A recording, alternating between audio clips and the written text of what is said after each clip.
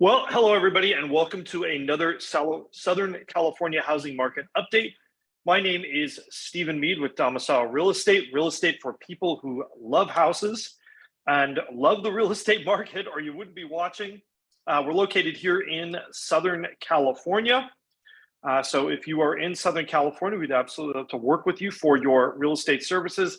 Let's go ahead and get started and talk a little bit about the I word. And the I word is inventory or lack thereof, and why we're having this persistent issue and why this is really the dominant force, right? I think most people, when you say the I word, you're thinking interest, as in interest rates. But I can promise you, while interest rates are important, the reality is our market is really dominated by the complete lack of inventory and the lack of upcoming inventory, right? It's not just that we don't have any inventory, but that the expectation is that there is not going to be any inventory. And scarcity is an incredibly powerful force in real estate. I think it's maybe even more powerful than location, right? I think when people feel like this is their only chance to get something, or they're not going to be able to get something in the future, or there's not enough homes to go around, these are very powerful motivating factors for buyers and sellers alike. So let's go ahead and get started. We're going to talk about maybe how we can outsmart this problem a little bit, but I think we need to understand what exactly is the problem first. So let's go ahead and get started. So problem number one, what is our total active listings in the market? And guess what? There aren't that many. And I pointed this out a couple times before, but take a look here. Look at the slope of this line last year. What was going on in June of last year? More inventory. We were getting more houses. It was rising and cresting over the summer. What was happening in our $1 to $2 million market? Again, rising. What's happening right now?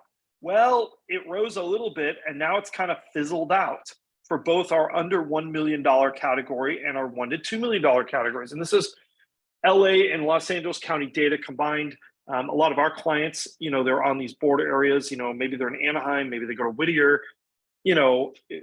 If you're in these markets, they're very closely related. They are contiguous markets for the most part.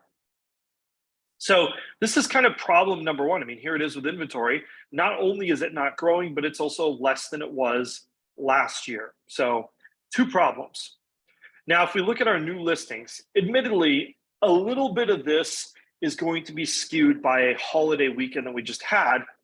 But I think the problem is deeper than that. The reason why is we go back 2 weeks with this data. And typically what happens when you have a 3-day weekend, right? Like Memorial Day, for example, the week of Memorial Day, people do not put those homes in the market. The week after Memorial Day, you get a lot of those homes on the market that people were withholding, right? And so doing this, we're actually taking a look back, right? And there wasn't this corresponding huge bump to make up for that. This is one of the reasons why we need 2 weeks smoothing, by the way, so that we can at least kind of smooth out some of this.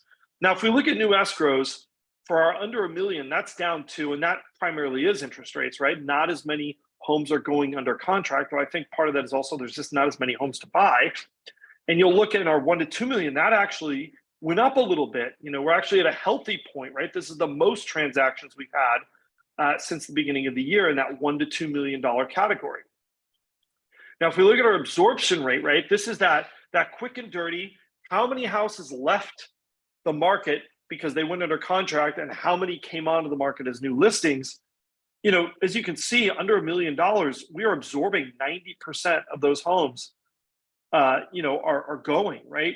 That doesn't leave a lot of room. That's a very tight market. And even in our $1 to $2 million category, we're over 80%.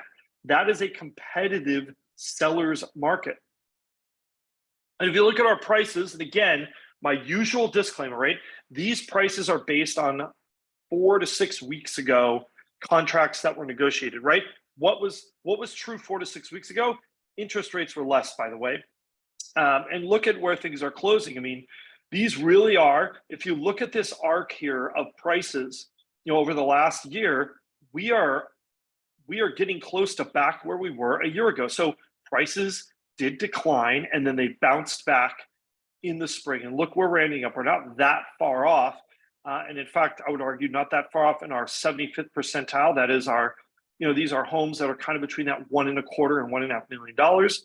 Our median here, which is between 900 and a million, that number is almost back to where it was. Our entry level, though, our 25th percentile, that is still down a little bit. But you see the shape of these curves really is the same for almost all of these, right? We started off at a point, interest rates went up, prices slid a little bit, and then they bounced back in the new year when people got used to things and they realized there just weren't that many houses to buy. If we look at our 14-day still active, that tells a slightly different story, right? And I think this is important to point out this difference. So this takes a look at everything that came on the market in the last 14 days and how many of those are still there, right? That are still available for one reason or another. Higher means a less competitive market, and that's what you saw happen last year. And lower means a more competitive market. Look at what happened here. Under 1 million basically tracked the same the whole time. And then the under 1 million market got way more competitive and then bounced back. And what you're seeing there is that this under $1 million market is way more sensitive to interest rates than the $1 to $2 million market. So if you are a buyer, right, or a seller, this is something that you need to understand, is that over $1 million and under $1 million are not the same markets, especially not right now. If you look at our close to list ratio, we are back on average over 100% of list price is where homes are going. You'll notice we did dip down to around 97.5%, even a little lower for our 1 to 2 million, and then things have bounced back. So again, kind of more of this story, right? Things deteriorated the last half of 2023, and then they bounced back, not completely, but in a lot of ways, things are getting closer. This is our days on market for new contracts. So these are the homes actually going into escrow. And we see that that number, again, rose. It hit a peak towards the end of last year, and that it has been declining. And now it's kind of steadying around this 30-day market. That is still a very, very competitive market, folks. And then we've got our three-way chart. And I'm gonna tell you something about this that's important. Where does our mortgage figure come from? So our mortgage figure that we use for calculating these payments, we use a number that is published by Freddie Mac once a week. And what we saw was really some very precipitous interest rate increases, maybe in the last 2 weeks. Those have actually eased off a little bit. So this number is maybe not quite representative. One of the things that I frequently talk about here is this notion of this gap, right? If we started back in June of 2018 and we normalized the payment and the rent on a single family home, how these moved relative to each other. And you'll see there is a relation to these things, right? There's a gap. Sometimes that gap does get wide, but then it narrows back again. You know, there's a zone really that this likes to be in. And if you're up here, this zone is definitely getting out of whack. These are not where they need to be. The yellow number, again, is rents on a single family home relative, right? What is the premium for buying? What is the payment premium that you're seeing? And this is starting to kind of get out of control a little bit. I think we are going to see this number kind of ease back. Traditionally, what we've seen is things kind of in this 20% zone. I think if things do exist farther apart from this for too long, that is when your market starts to have kind of some issues going on, right? Like some things that we get afraid that we're going to see either, you know, some kind of, I don't want to use the term crash because I don't think that's accurate, but some type of correction that has to happen if these numbers stay wildly apart for too long. But as you can see, we've had bigger gaps before and then they narrow. I think once these interest rates, these post-debt crisis interest rates kind of ease back, we're going to see these get a little bit closer. And then finally, we've got our prevailing mortgage rates, right? Again, this is based on a weekly figure that we take. It's actually a little bit better than this today. But you see as these rates head towards 7%, that makes those payments go up and get higher.